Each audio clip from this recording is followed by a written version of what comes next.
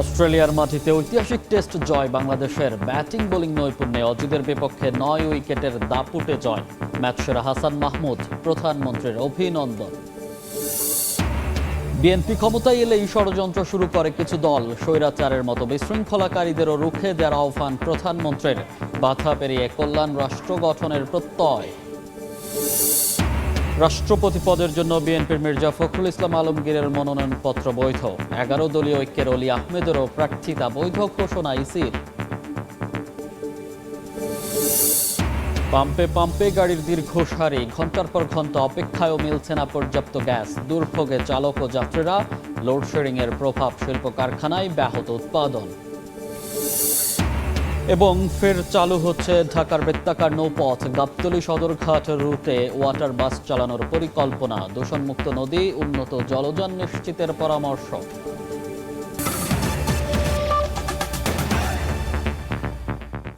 সময় সংবাদের সঙ্গে আছি আমি মনির হোসেন। অস্ট্রেলিয়ার মাটিতে ঐতিহাসিক টেস্ট জিতল বাংলাদেশ। ডারউইনে লাল সবুজরা অজিদের হারিয়েছে একদিন হাতে রেখেই। এই টেস্টের পুরো 11 সেশনে দাপট দেখিয়েছে সফররতরা। মিরাজের 5 উইকেটে দ্বিতীয় ইনিংসে অজিরা 284 রানে অল আউট হলে 57 রানের টার্গেট পায় শান্তরা। মাত্র 1 উইকেট হারিয়ে সেটা টপকে যায় বাংলাদেশ। 9 উইকেট নিয়ে ম্যাচ সেরা হয়েছেন হাসান মাহমুদ। ডারউইন থেকে তারেক হাসান শিমুলের ম্যাচ রিপোর্ট। যে মাটিতে খেলতে আসাই ছিল স্বপ্নপূরণ, যেখানে বারবার পড়তে হয়েছিল কঠিন পরীক্ষায়, সেখানেই টাইগাররা লিখল অমরত্বের ইতিহাস। যে অস্ট্রেলিয়াকে তাদের ঘরের মাঠে হারানো ছিল বহু দূরের স্বপ্ন, ডারউইনে সেই স্বপ্ন ধরা দিল বাস্তবে। বাংলাদেশের ক্রিকেট ইতিহাসে এ এক অবিস্মরণীয় জয়। তাই তো বাঁধ ভাঙা উল্লাস টাইগার শিবিরে। তৃতীয় দিনের শেষেই নির্ধারিত হয়ে গিয়েছিল ডারউইন টেস্টের ভাগ্য। চতুর্থ দিনটা ছিল আনুষ্ঠানিকতার। থিতু হয়ে যাওয়া ক্যামেরুন গ্রিন আর অ্যালেক্স ক্যারি কিছুটা প্রতিরোধের আভাস দেন। তবে সকালের সেশনটা দারুণভাবে কাজে লাগান টাইগার অধিনায়ক। এক প্রান্তে আক্রমণে রাখেন মিরাজকে। তিনি অবশ্য হতাশ করেননি। 30 রানে ক্যারিকে ফিরিয়ে স্বীকৃত ব্যাটারকে ফেরান ডানহাতি স্পিনার। তারপর অলরাউন্ডার ওয়েবস্টারকে বোল্ড করেন টাইগার বোলার। নিজের তৃতীয় শিকারে পরিণত করেন মিরাজ। এক প্রান্ত আগলে রাখেন গ্রিন, তুলে নেন 50। তবে সঙ্গ দিতে এসে অধিনায়ক প্যাট কামিংস ফিরে যান মিরাজের চতুর্থ শিকার হয়ে। টেলেন্ডারদের নিয়ে লড়াই করে যান ক্যামেরুন। স্ট্রাইক নিজের কাছে রেখে তুলে নেন ক্যারিয়ারের তৃতীয় সেঞ্চুরি। কিছুটা গলার কাটাও হয়ে উঠেছিলেন এই ব্যাটার। লিড নিয়ে যান 50 ঊর্ধ্ব। বোলিংয়ে চেঞ্জ আনেন শান্ত। হাসান মাহমুদ এসে আরও একবার নেন গুরুত্বপূর্ণ উইকেট, স্বীকার করেন সেঞ্চুরিয়ান ক্যামেরুনকে। আগের দিন ব্যাট হাতে দলের ভরসা হয়েছেন, এদিন বল হাতে। শেষ উইকেটের অপেক্ষা দীর্ঘায়িত হয়নি। নাথান লায়নকে আউট করে 284 রানে অসিদের অল আউট করে বাংলাদেশ। টাইগারদের সামনে লক্ষ্য দাঁড়ায় মাত্র 57 রান। জবাব দিতে নেমে তানজিদ তামিম আর সাদমান ইসলাম মিলে শেষ করতে পারেননি। নতুন বলে হাজিলউডকে উইকেট দিলেন আগের ইনিংসের সেঞ্চুরিয়ান। এরপর মমিনুল আর সাদমান মিলে কাল ক্ষেপণ করেননি। হেসে খেলে ওই 57 রানটা তুলে নেন। ঐতিহাসিক জয়ের আনন্দে মাতে টিম টাইগার্স। হাসান মাহমুদের অগ্নিঝরা বোলিং আর তানজিদ তামিমের ঐতিহাসিক সেঞ্চুরি, মেহেদী হাসান মিরাজের অলরাউন্ড পারফরমেন্স। ডারউইনে বাংলাদেশ শুধু একটি টেস্ট ম্যাচ জিতেনি, জিতেছে টেস্ট ক্রিকেটে নিজেদের আত্মবিশ্বাস, জানান দিয়েছে বিশ্ব ক্রিকেটকে সাদা পোশাকের সামর্থ্য। একই সঙ্গে উড়িয়ে দিয়েছে অজিদের দম্ভ। মারারা ক্রিকেট গ্রাউন্ড থেকে তারেক হাসান শিমুল, সময় সংবাদ, অস্ট্রেলিয়া। এই মুহূর্তে ডারউইনে প্রেস কনফারেন্সে কথা বলছেন বাংলাদেশ টেস্ট দলের অধিনায়ক নাজমুল হোসেন শান্ত। আমরা সরাসরি যাচ্ছি সেখানে। 21 years his career and played over 100 test match. This is the first time he played here, so it's very hard, and he was so excited before he came here, and as you mentioned, he ran and took the stumps when we won the match. So very special, and he had a brilliant role in this team, and he delivered as a batsman, as a senior player, and he helped the team a lot for many areas. And I saw as soon as the match finished, you gave Phil Simmons like a big father, like other. What has he done for this team, and how much a role has he played in this? Yeah, obviously, I think he played brilliant role in this team. He's normally very calm and quiet guy, not talking too much, but he played here before. He has that experience. He shared those experience, and he just always tell every single day, enjoy this moment, enjoy the challenge, enjoy the every single time. So those messages helped us, and then he's been outstanding. Was he cool when you won, or was he suddenly saying more things in his own? No, still he is the same guy. Not too much emotion. Yeah. Okay, thank you. Thank you. Thank you. Thank you. আমরা সরাসরি যুক্ত ছিলাম অস্ট্রেলিয়ার ডারউইনে, সেখানে কথা বলছিলেন Bangladesh test দলের অধিনায়ক নাজমুল হোসেন শান্ত। অন্য প্রসঙ্গ, বিএনপি ক্ষমতায় এলেই ষড়যন্ত্র শুরু করে কিছু দল। স্বৈরাচারের মতো বিশৃঙ্খলাকারীদেরও রুখে দেওয়ার আহ্বান জানিয়েছেন প্রধানমন্ত্রী তারেক রহমান। সব বাধা পেরিয়ে কল্যাণ রাষ্ট্র গঠনের প্রত্যয় জানান সরকার প্রধান। জাতীয় মৎস্যপক্ষ উপলক্ষে সকাল 11:30টায় কিশোরগঞ্জের পাকুন্দিয়া উপজেলার মির্জাপুর চেয়ারম্যান বাড়ি ঘাটে ব্রহ্মপুত্র নদে মাছের পোনা অবমুক্ত করেন প্রধানমন্ত্রী।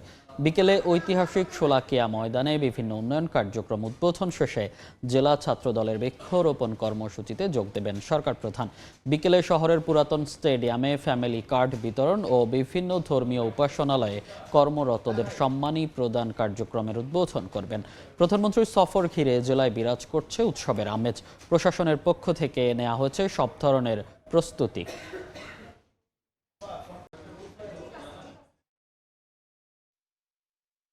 যারা রাজপথে বিশৃঙ্খলা তৈরি করবে, যারা দেশের মানুষকে মিথ্যে কথা বলে বিভ্রান্ত তৈরি করবে, তাদের বিরুদ্ধে আপনাদেরকে রুখে দাঁড়াতে হবে। আমরা জানি, আমরা দেখেছি, আমরা দেখছি এখনো যে স্বৈরাচার এই দেশ থেকে পালিয়ে গিয়েছে, যারা বাংলাদেশের মানুষের কথা বলার অধিকারকে গলা টিপে মারতে চেয়েছিল, যারা বাংলাদেশের রাজনৈতিক অধিকার, মানুষের রাজনৈতিক অধিকারকে কেড়ে নিতে চেয়েছিল, যারা বাংলাদেশের মানুষের ভাগ্যের পরিবর্তনকে স্টপ করে দিতে চেয়েছিল, তাদের বিরুদ্ধে এই বাংলাদেশের মানুষ রুখে দাঁড়িয়েছিল এবং তাদেরকে এই দেশ থেকে তারা বিতাড়িত করে দিয়েছে। এখন সময় হচ্ছে কাজ করার, এখন সময় হচ্ছে দেশকে সামনের দিকে এগিয়ে নিয়ে যাওয়ার। কাজেই দেশকে যদি আমরা সামনে এগিয়ে নিয়ে যেতে না পারি, তাহলে এই দেশের মানুষকে কষ্ট করে থাকতে হবে। আমরা দেখি যে বিগত দিনে কিভাবে এই দেশের মানুষের অর্থ সম্পদ লুটপাট করে বিদেশে পাচার করে দেওয়া হয়েছিল। সেই পাচারকারীদেরকে এই দেশের মানুষ বিতাড়িত করে দিয়েছে এই দেশ থেকে। এবার সরকারের 180 দিনের বিশেষ প্রতিবেদন।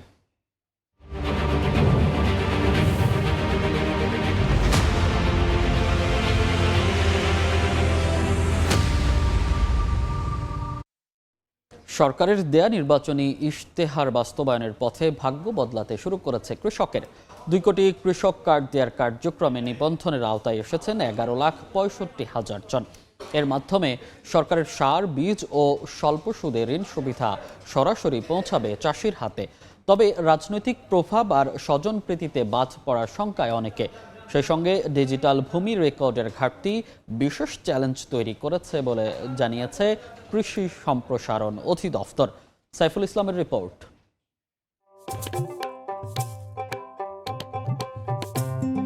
বিএনপির নির্বাচনী ইশতেহারে কৃষি ও কৃষককে শক্তিশালী করতে দ্বিতীয় সর্বোচ্চ গুরুত্ব পায় কৃষক কার্ড দেয়ার প্রতিশ্রুতি, যা বহন করবে একজন কৃষকের সমন্বিত ডিজিটাল ও একটি ব্যাংকিং পরিচয়।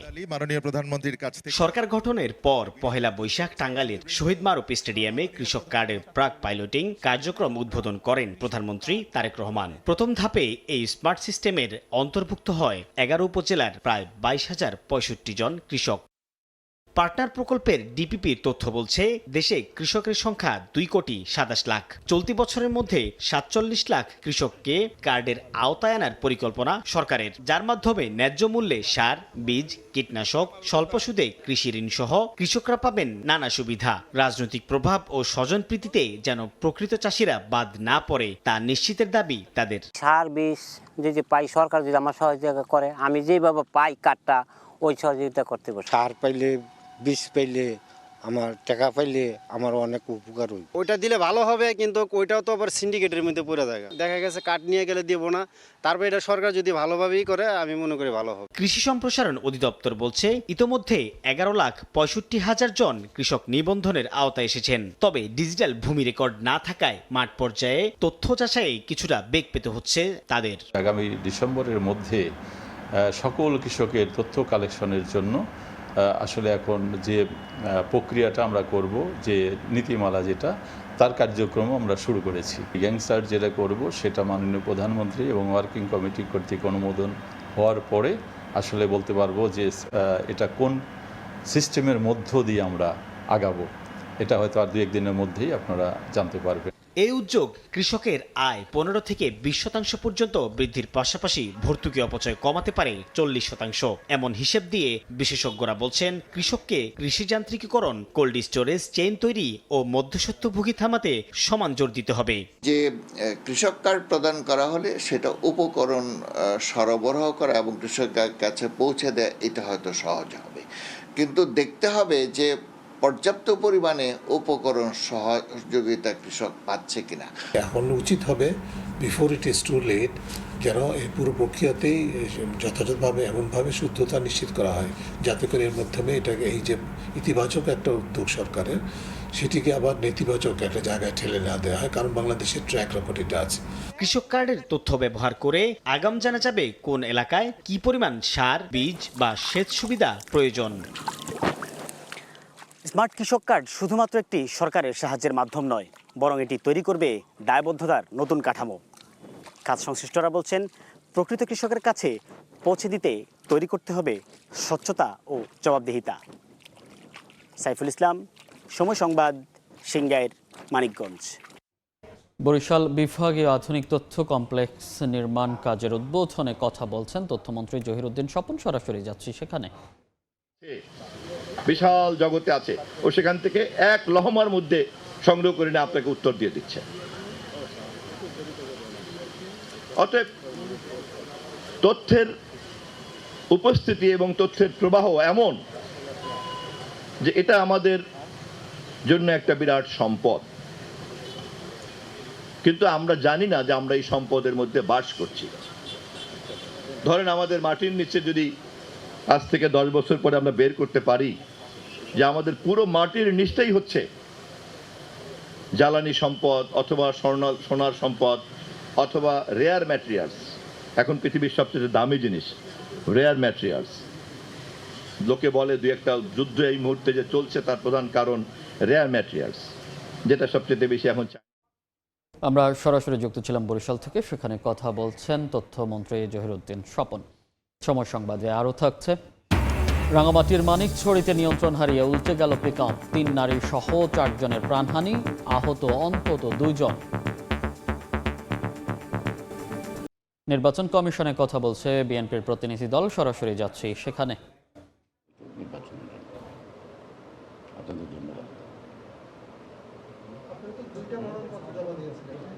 আমরা একটাই দিয়েছি।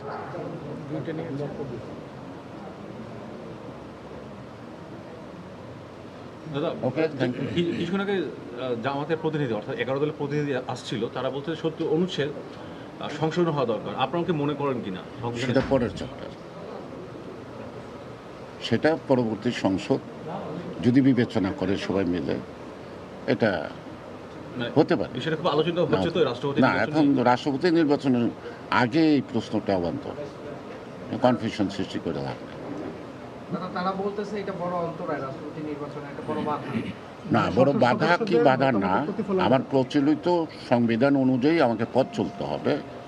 সেই সংবিধানে আমার যেখানে বাধা আছে সেই বাধা অতিক্রম করার জন্য আমাকে সংসদ থেকে সংশোধন করতে হবে, এর বাইরে না। রাস্তাঘাটে বলে লাভ নেই। দলের মহাসচিব নিয়ে কোনো চিন্তা ভাবনা হয়েছে কি?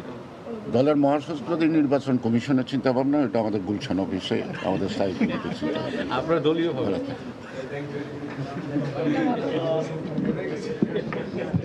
শাপলা চত্বরে হেফাজতের সমাবেশ ঘিরে হত্যাকাণ্ডের ঘটনায় করা মানবতা বিরোধী অপরাধের মামলার পরবর্তী শুনানি ৩রা সেপ্টেম্বর। বিচারপতি নজরুল ইসলাম চৌধুরীর নেতৃত্বে ৩ সদস্যের আন্তর্জাতিক অপরাধ ট্রাইব্যুনাল ২ এই আদেশ দেন। সকালে এই মামলায় গ্রেফতার ৯ আসামিকে আন্তর্জাতিক অপরাধ ট্রাইব্যুনালে হাজির করা হয়। এর আগে গত ২৭ জুলাই শেখ হাসিনা সহ ৪১ জনের বিরুদ্ধে আনুষ্ঠানিক অভিযোগ আমলে নেন ট্রাইব্যুনাল। শাপলা চত্বরের ঘটনায় এ পর্যন্ত ৬১ জন নিহতের তালিকা পাওয়া গেছে, যাদের মধ্যে ৫৮ জনের পরিচয় শনাক্ত হয়েছে। মামলায় গ্রেফতারদের মধ্যে রয়েছেন সাবেক মন্ত্রী দীপু মনি, শামসুল হক টুকু, জিয়াউল আহসান, AKM শহীদুল হক, শাহরিয়ার কবির, আব্দুল জলিল মণ্ডল, সাংবাদিক ফারজানা রূপা ও মোজাম্মেল বাবু। এবার বাণিজ্যের সংবাদ।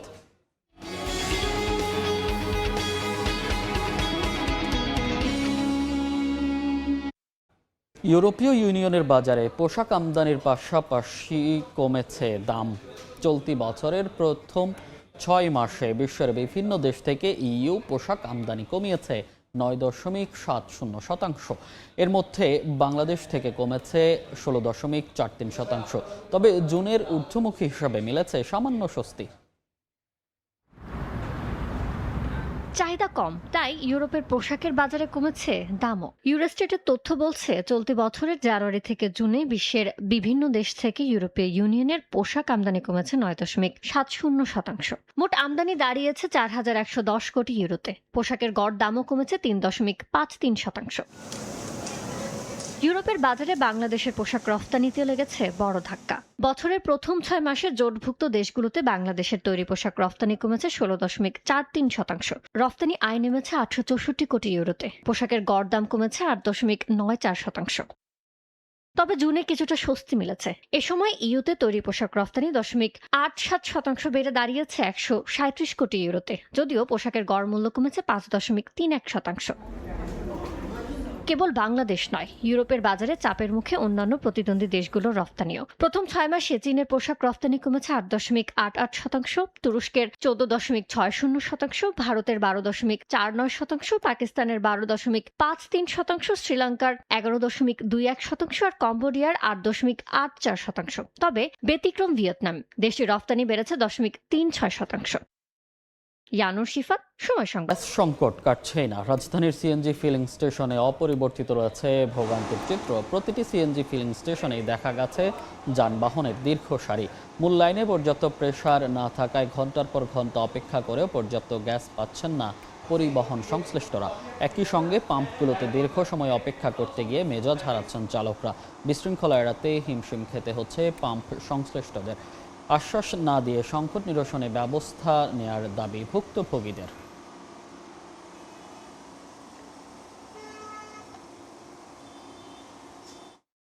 এখন ৩ ঘন্টা অপেক্ষা করে পাইছি, কালকে ৬ ঘন্টা অপেক্ষা করে পাইছি। ভোগান্তিটা সকালবেলা একবার গ্যাস নিয়ে গেছি, ১০০ টাকার গ্যাস ঢুকছে, তো এখন আবার আসছি। আজকে বহুত দিন পরে ৪০০ টাকার পাইলাম, অনেক দিন পর। এরকম প্রেসারে আজকে মনে ১৫ দিন পর আজকে পেয়েছি। রাঙামাটির মানিকছড়িতে নিয়ন্ত্রণ হারিয়ে পিকআপ উল্টে ৪ জন নিহত হয়েছেন, আহত হয়েছেন আরও ২ জন। স্থানীয়রা জানান, রোববার ভোরে রাঙামাটি থেকে যাত্রী নিয়ে কুতুবছড়ি বাজারের দিকে যাচ্ছিল পিকআপ ভ্যানটি। মানিকছড়ি এলাকায় পৌঁছালে নিয়ন্ত্রণ হারিয়ে সড়কে উল্টে যায় গাড়িটি। এতে ঘটনাস্থলেই মেঘরানী চাকমা, শান্তনা চাকমা ও শান্তিরঞ্জন মারা যান। আহত ৩ জনকে উদ্ধার করে রাঙামাটির জেনারেল হাসপাতালে নেওয়া হয়। তাদের মধ্যে আশঙ্কাজনক অবস্থায় শোভা চাকমাকে চট্টগ্রাম মেডিকেলে নেয়ার পথে তিনিও মারা যান। বর্তমানে পিকআপের চালক জ্ঞান বিকাশ চাকমা ও সুমন চাকমা চিকিৎসাধীন। প্রথম যাইতে নাকি কুত্তা একটা অ্যাক্সিডেন্ট করছে, তখন আবার দ্বিতীয়বারে নাকি ওরা অ্যাক্সিডেন্ট করছে। কুতুবছড়ি বাজারে তারা যাচ্ছে খাঁচা তরকারি মানে কিনের জন্য, তখন যাওয়ার সময় কিভাবে করে যাচ্ছে, মানিকছড়িতে গাড়ি অ্যাক্সিডেন্টে মারা গেছে। নিয়মিত যে কাজগুলো সুরতাল করবো, সুরতালের পরে মামলা রুজু হবে, পোস্টমর্টম ব্যতীত হস্তান্তর করব। রাজধানীর সদরঘাটে প্রতিপক্ষের ধারালো অস্ত্রের আঘাতে এক পোশাক শ্রমিকের মৃত্যু হয়েছে। ঘটনার সুষ্ঠু তদন্ত করে বিচারের দাবি নিহতের পরিবারের। ঘটনাস্থল থেকে জড়িত সন্দেহে ১০ জনকে আটক করেছে পুলিশ। সদরঘাটের ইস্ট বেঙ্গল মার্কেটে প্রতিপক্ষের ধারালো অস্ত্রের আঘাতে প্রাণ গেছে মিতুল নামে এক পোশাক শ্রমিকের।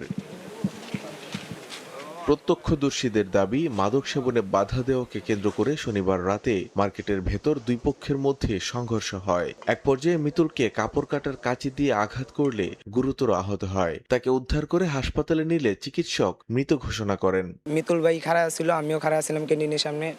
পরে হেরা আয়া কইতে গাঙ্গো দুজনে দিছে দৌড়ানি। পরে হইলো সিঁড়ির সামনে এতে মিতুল ভাইরে ফালায়া এরা কেচি দিয়ে পাড়ায়া এক লগে মনে করেন 5-6 জন আসিল। কি নিয়ে মারতেছে আমি কিছু জানি না।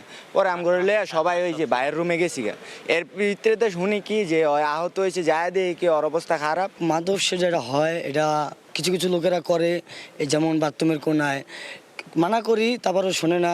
হত্যাকাণ্ডের সুষ্ঠু তদন্ত করে জড়িতদের শনাক্ত এবং দৃষ্টান্তমূলক শাস্তির দাবি জানিয়েছেন নিহতের স্বজনরা। আমি গাড়ি চালাইতেছি, মিরপুরতে সিরিয়াল লয়ে গেছি, বিরুলিয়া ব্রিজের গোড়া পর্যন্ত গেছি। পর এর ভিতরে আমার স্বাস্থ্য ভাই দেশের থেকে ফোন দিছে চৌকিদার, কই তুই? আমি তো গাড়ি চালাই।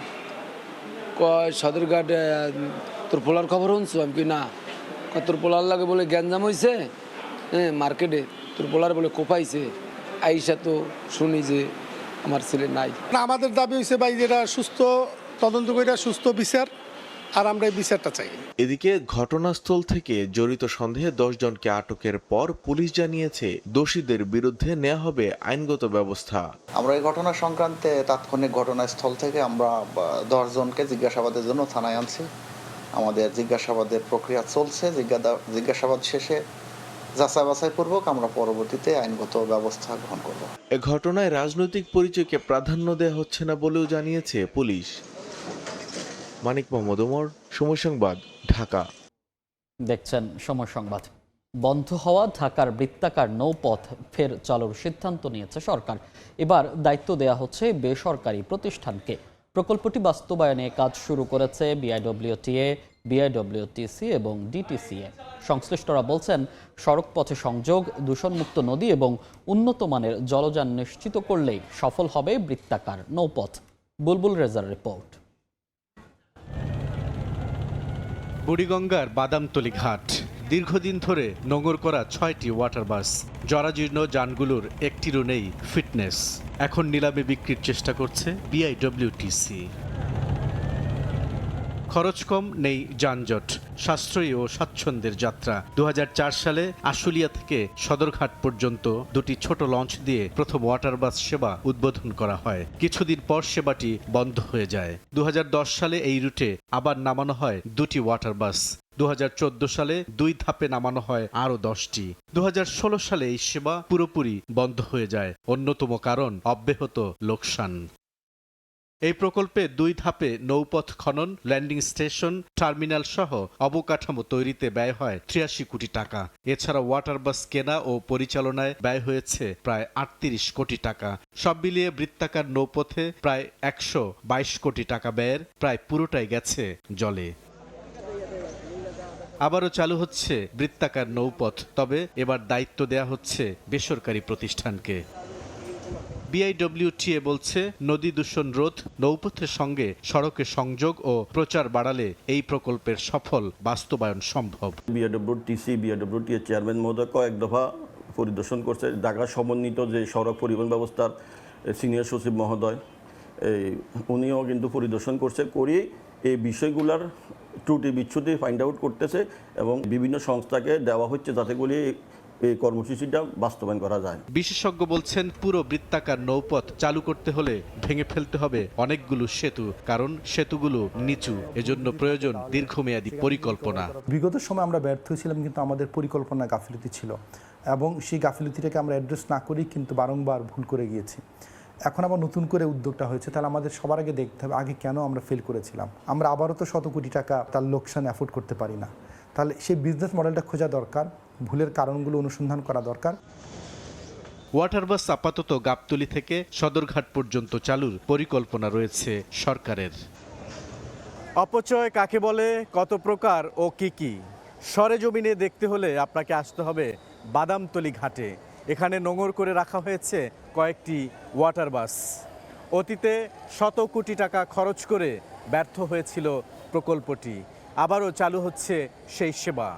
প্রশ্ন উঠেছে, এবার কি লাভের মুখ দেখতে পাবে প্রকল্পটি? বুলবুল রেজা, সময় সংবাদ, সদরঘাট, ঢাকা। ভারতে থাকা ক্ষমতাচ্যুত প্রধানমন্ত্রী শেখ হাসিনা সহ অন্যান্য পলাতক আসামিদের প্রত্যর্পণ সহ অনুকূল পরিবেশ তৈরি করলেই প্রধানমন্ত্রীর দিল্লি সফর সম্ভব বলে জানিয়েছেন পররাষ্ট্র মন্ত্রণালয়ের মুখপাত্র AKM শহীদুল করিম। দুপুরে পররাষ্ট্র মন্ত্রণালয় ব্রিফিংয়ে একথা জানান তিনি। On the possibility of a budgetary visit by Honorable Prime Minister Mr. Tariq Rahman to India. We are of the view that a propitious environment needs to be created for this visit. To this end, we have requested the Indian authorities to expeditiously act on our request to extradite Sheikh Hasina and other fugitive criminals, and to hand over Bangladesh the accused killers of Shahid Sharif Usman Hadi in compliance with our bilateral extradition treaty. We are awaiting their response. দেখছেন সময় সংবাদ। আবারও Bangladesh Australia test প্রসঙ্গ। অস্ট্রেলিয়ার মাটিতে প্রথম test জয়কে বাংলাদেশের ইতিহাসের অন্যতম সেরা অর্জন মনে করেন অধিনায়ক নাজমুল হোসেন শান্ত। জয়ের কৃতিত্ব দিলেন পুরো দলকে। তবে অধিনায়কের কাছে নজর কেড়েছে লোয়ার অর্ডারে পারফরম্যান্স। প্রতি সেশনে চ্যালেঞ্জ নিয়ে খেলার মানসিকতা জয়ে ভূমিকা রেখেছেন বলেও জানান শান্ত। বাংলাদেশ ক্রিকেটের অল 3 ফরম্যাটস মিলে আমাদের অনেক বড় বড় জয় আছে, বাট আমি বলবো যে সোফার এটা সব থেকে বাংলাদেশের বড় একটা জয় এবং এটার পেছনে অনেক পরিশ্রম ছিল। সো আমি মনে করি এটা বাংলাদেশের ইতিহাসের সব থেকে বড় জয়। 5 দিন ক্রিকেট খেলার প্ল্যান ছিল এবং প্রত্যেকটা সেশন আমরা কত ভালো ক্রিকেট খেলতে পারি এই ধরনের প্ল্যান ছিল, বাট যেভাবে আমরা ডে 1 থেকে ডমিনেট করেছি এটা অবশ্যই গর্বের একটা ব্যাপার এবং সবাই যেভাবে পরিশ্রম করেছে এবং যার যে রোলটা ছিল সবাই যেভাবে ওইটা পালন করেছে ওইটারই ফল আমরা পেয়েছি। আমার man of the match to be very honest Bangladesh team. আমার কাছে যদি সবকিছু আমি সাইডে রেখে একটা জিনিস মেনশন করি তাহলে আমি বলবো যে লোয়ার অর্ডারের ব্যাটসম্যানরা যেভাবে ব্যাটিং করেছে, হাসান, তাইজুল, তাসকিন, ইভেন এবাদত, সো ওই কন্ট্রিবিউশনটা খুব ইম্পর্টেন্ট ছিল দলের জন্য। এই পর্যায়ে শীর্ষ সংবাদগুলো জানিয়ে দিচ্ছি আরেকবার।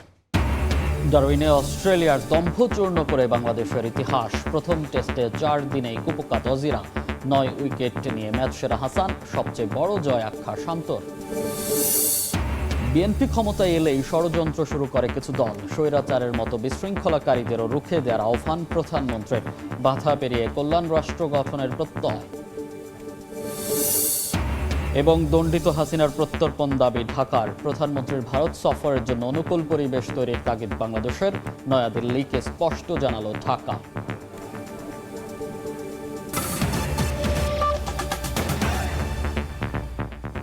এই ছিল দুপুর 12টার সময় সংবাদে। এরপর খেলার সময় নিয়ে সঙ্গে থাকবেন সহকর্মী সাজিদ মুস্তাহিদ। আপনাকে ধন্যবাদ মনির। খেলার সময় না আসছে কিছুক্ষণ পর, সঙ্গেই থাকুন সময়ের।